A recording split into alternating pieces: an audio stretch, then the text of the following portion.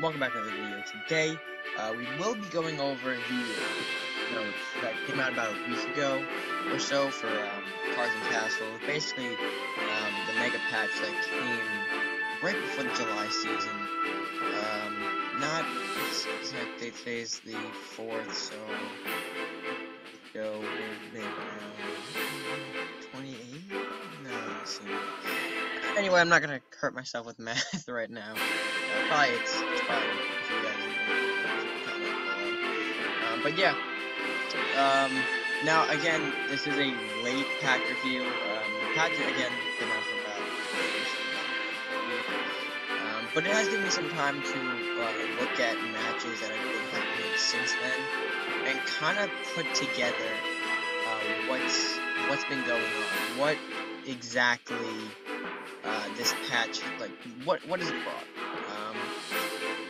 And overall, it's been all right. We're gonna leave it somewhere around there because the matches have not all been the same. There's been a variety of different decks, and of course, the fact that our season reset also got brought down to 500 means that I'm gonna have a lot of catching up to do. Going back to 3,000. And to a lot of other players the chance to shine, to show that even the lower levels there are very creative ideas, and this gives players the opportunity to rise, I guess higher than what they were set at. Kind of just going off on a bit too much, but anyway. I'm gonna go right into the range. I have my patch notes set up over here, which is why you kind of see me looking over and glancing back. I'm there to make sure the screen is still there and not fading out. But let's go into the first mechanic change. Now, standard 3 range units now have a minimum range of 2, preventing retaliation. The change allows us to give ranged units more reasonable stats while keeping them balanced and heightens the advantage of first strikes in 4th position. So, a lot of range units now have a sort of 3-tile shot, if you will, and, I mean, so far it's worked out pretty well. There's no retaliation from the range units, discounting a couple of them. I know Maddie is the one that hits back, and there's a couple of them that you might see hit back, but things like Tarius, Darkbender, Karasume, they all don't hit back, and that's just simply because they're, like, the new increase in range. You have to balance that out with, not being able to attack if a melee unit is right there next to you. It just has to happen. But since then, range has seen an incredible amount of usage, a lot of creative uses that I've seen and or heard about. Plays like Nord, Maddie's becoming all popular now. He's being sort of replaced in for Flux as a good, solid 4-drop. Because again, we'll go on to later. You'll see that Flux did get nerfed, and it sort of prevented her from being an auto-include, if you will, in the deck. But anyway, that's the range units, and we're gonna see how this mechanic change alone boosts a lot of the range units when we get down to the range unit changes. But to go along with this, the range buff, the melee unit buff restriction has been removed from all enchantments except Aijutsu. Great. This is something that a lot of players, in the early stages of the melee restriction, found that, what was this really do? I mean, there were times when we were thankful that range didn't get some of the buffs that they did, but now it seems like they're really pushing range to the fact that, along with the fact that they're increasing the range potential, you're also getting, this, melee restriction terminated. So now you have cards like Face of the Dragon, Vanishing Strike, Shadow Katana, just to name a few, be used to further power up people's range decks. Vanishing Strike goes great with Maddie, obviously. Shadow Katana, if you happen to have it, or pull it randomly, great. You can throw that on a mage and create more of a problem for your opponent. So, yeah. Now, the note on here, I mean, it's a kind of long one, so we felt the restrictions on enchant cards discourage early player experimentation and push range units out of the game. Our design has been overly focused on melee units. That's pretty common. That would be the right thing to assume, based on all the decks that were popping up. No one favored the last books; they were too slow. No one favored range because they wouldn't get new buffs. You're decreasing that three movement meta, if you will, and you're giving a lot of range units potential. It's great. Because they're easy to balance against each other. It's interesting, especially at narrow levels with basic decks. Most of the blow changes are shifts, combinations, and then we go on to the all the changes. This will be a two kind of part video. I'm only going to go up to the basic card changes. Everything else will be covered in a separate video. But let's go right into the card changes themselves. We do have first flying books. Books was increased to a cost of 3 with a increased health of 4. This is pretty good. Books hasn't seen much of a decrease since this change. People are still accommodating him into the deck, mostly because it's a great staple source of draw for any deck, seeing as how this book is neutral. The increased stat line does make it harder to deal with earlier on, but that hasn't stopped people from finding ways to sort of go around it. So far, the flying books is on like the same level as guards, except guards is a bit more stronger because you're getting 2 units. But basically, the guards have the same stat line and the same gold price. So now with this one, you're summoning out basically a guard, but with draw, if that kind of makes sense. So it's not that hard to deal with books at this level, but giving him that extra stat line does mean that he does have to increase to 3 gold, which is perfectly fine. Another card that got hit was Shaman. Now, both of these cards are in like their own little separate, block, if you will, because there's a developer note on these, which we'll go over after I examine the Shaman change. For 4 gold, Shaman still has the same ability, but its stats have been increased to a 32. Now, Shaman's a card that has seen a great decrease in play since the change. People don't want to draw Shaman for 4 gold at the early or late game, because early game you can't play him for 4 gold, and late game you're wasting a good amount of gold just to draw a card. Whereas in the beginning, pre-patch, you had a 2 gold Shaman, which if you drew him in the other game, great, you can, sort of cycle out, if you will. You can choose another, or get another card. Now, in the late game too, you can play him without risking your gold. So, he's sort of, again, seen a great decrease, and understandably so. Now, the developer's note here is that these cards are being used more for their deck cycling ability. Of course, Shaman, great cycler, and then the books, which I can somewhat agree with. I've used it for such in the past, more than their value as a unit. So people were taking them more for the draw rather than, the body, making them sort of a dead play that required too little sacrifice from their deck structure. So now it's basically more of a risk for reward type deal. If you're putting these cards in the deck, and then you're really sort of emphasizing the fact that you want the body, you want the ability, and you're going to pay this gold for it. So, alright changes, definitely helps get new creative ideas in there, definitely cycles out the Shaman and book. Definitely Shaman. I think Shaman's definitely gone from most decks at this point, so.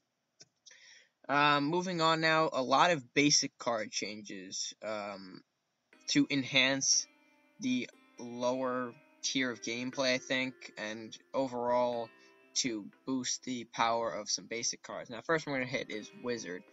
Now, a couple of these cards have no ability, as we'll see, either stat line changes or their ability is taken away entirely.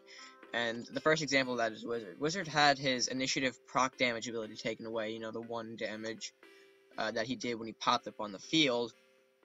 However, he did become a stronger ranged unit, I guess, you know, buffing from the mechanic change, if you will.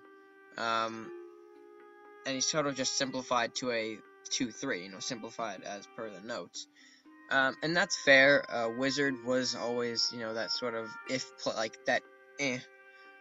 he wasn't anything too special. No one really threw him in their decks. Even if you did have him, there would always be a better option.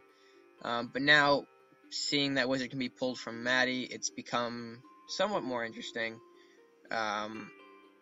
Overall, though, it's just sort of a simple change to the basic card. And even then, you're just making it more basic by not having the ability, so, I mean, nothing too special. Ranger also just got a buff up to 8 health, nothing too serious. Ranger wasn't seeing much play as it is, so giving him a little extra health it may or may not do it, but, you know, just another change. Salahar Rider increased to 2, sort of the same deal with Ranger, wasn't being played as much, so a lot of people are sort of skipping over this. It's alright, definitely maybe he could survive a little longer, but that's not really the case with 2 health units. Next, moving on to the Judge. Judge is a change that I like personally because I've played with Judge in the past before. I've sort of used him in Karasume, just because I thought the initiative went well and it could be a little bit trolly and fun. Of course, the Judge deals 3 damage to a random enemy, but he did have that 2/6 stat line, which really didn't cut it at 5 gold. But now you have it at 3/6, so you're seeing a bit more of a play with it. I think it'll be fun to see Judge have that increased power, and hopefully people might take advantage of that, whether in Karasume decks or their own decks. So nothing. I like the change on Judge. Scout got an increase to 4 health. Nothing too serious. Sort of the same principle as Rider and Ranger. Nothing too serious overall. The Earth Knight got a buff up to, what is that, 6 HP? Yeah, 6 HP. I think and we'll see later on with the Shield Knight change, they're trying to push Earth Knight as your main sort of early knight, which is completely fine. If you're using Wind Obstacles too, it's sort of prioritizing that the Earth Knight is definitely better than your Ramrus. So I think they're trying to push Earth Knight as your early either Night Drop or Obstacle Pusher, if you will. Next, moving on to the Guards. Now, the Guards got a buff up to 4 HP, and this is what I was talking about with the books. The Guards have become a lot stronger, and people are using them more with Bounce, just to go along with it. They've definitely become scarier. Definitely, people have seen a lot more of them. I kind of use them in almost every deck now because of how much they can get done and what they can do to your opponent. Really mess up with them because, they can't block, or else the guard's going to get in the way. The guard could kill them because you're summoning 2 bodies for 3 gold. It's a very good multi-summon. And buffing their health up to 4 makes them just that much harder to deal with. The Missionary got a somewhat of a change as well. Missionary hasn't seen overall too much play, but it's now at a 2 gold, 3/3 stat line with the same ability. I don't think this has really hurt Missionary. It hasn't really, I haven't really seen it in action much, so I really can't testify on this unit because I don't use it and I don't really see it played. The only time I get to play this unit is when I get it off of a random ability. Like Door Knight. I've been using Door Knight more. You'll see that in part 2.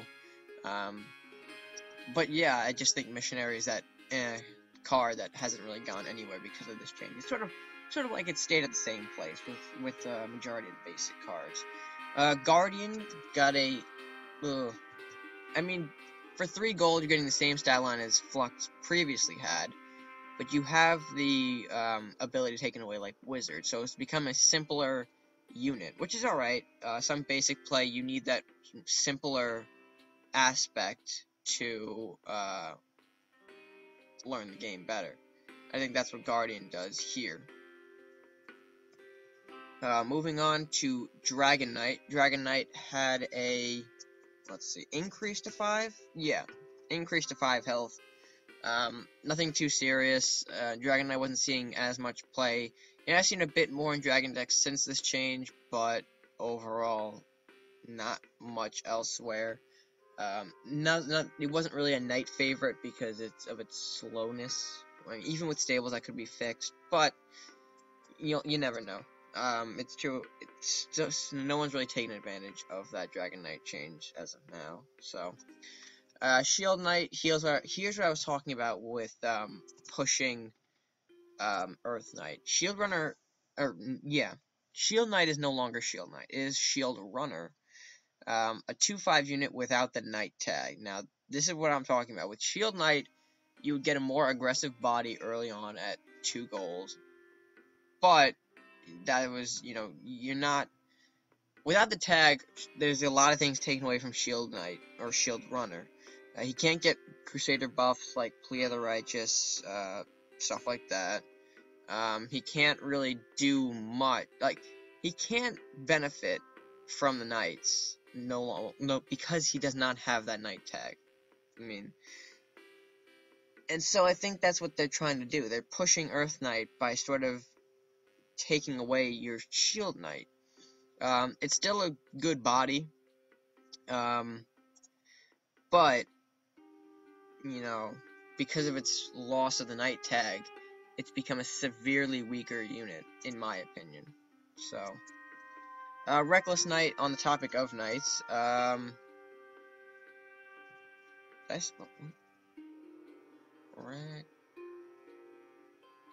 I on like 2 gold or something? I don't know what kind of filter I have on right now. Let's just go to Crusaders, go 3. Yeah, I wasn't spelling it wrong. Yeah, I don't know. Anyway, Reckless Knight got a change, from 4 health to 3 health. Now Reckless Knight has not seen that much play since the change.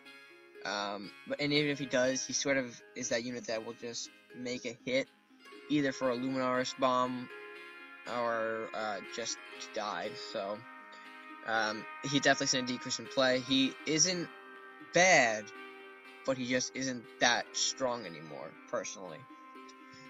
And of course, Wall Tower, everyone's favorite card, has been buffed up to 9. I think this is kind of funny. They're trying to just make a little joke in there with Wall Tower, trying to push it as a defensive building. That's fine. And some people were actually messing around with the idea of giving the Wall Tower attack, seeing as how the restrictions have been lifted.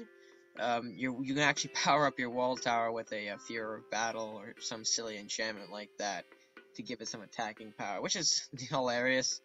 But it's just not that strong of a card anyway. But if you want to use it for a defensive building, that's perfectly fine. Usually Wall Tower is good if you don't have anything else to go to, so that's sort of nice that they're giving it a little more attention with that increase in health. Now, the developer note here before we sign off for the video, many of the game's beginner cards were underpowered and performed niche abilities that complicated the game without providing serious interest or value. Many cards have been improved and streamlined to improve the new player experience, which is why a lot of cards got simpler. Cards like the Wizard, Guardian had their abilities stripped for, I guess, easier learning. Cards were put at certain stat lines to promote certain thinking. So, not bad. But this isn't all the changes. Of course, we will be stopping for this episode. I will be continuing in part 2 when we get down to basically the meat of the patch, if you will. As well as the nerfs as well, because there are some nerfs, but a lot of buffs, which is great to see. But, with that being said, if you guys enjoyed the video, please make sure to leave a like, share with your friends, and comment down below what you think of some of these changes. Part 2 will probably be up shortly, if not going with this video. If it is, I'll just leave a link to it where you can click on and continue to the next part. But yeah, that's all I have for now, so until next time, guys, stay tuned.